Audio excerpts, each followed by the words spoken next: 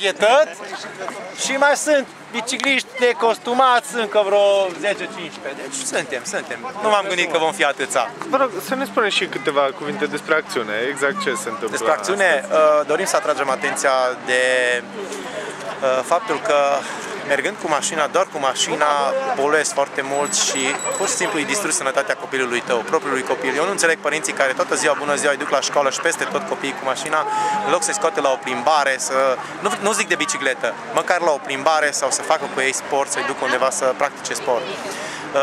Prin acest mod noi dorim să atragem încă o dată atenția pe această temă și vrem să arătăm că indiferent de condițiile meteo te poți deplasa cu bicicleta. Și chiar și dacă e sărbătoare. Mulțumim!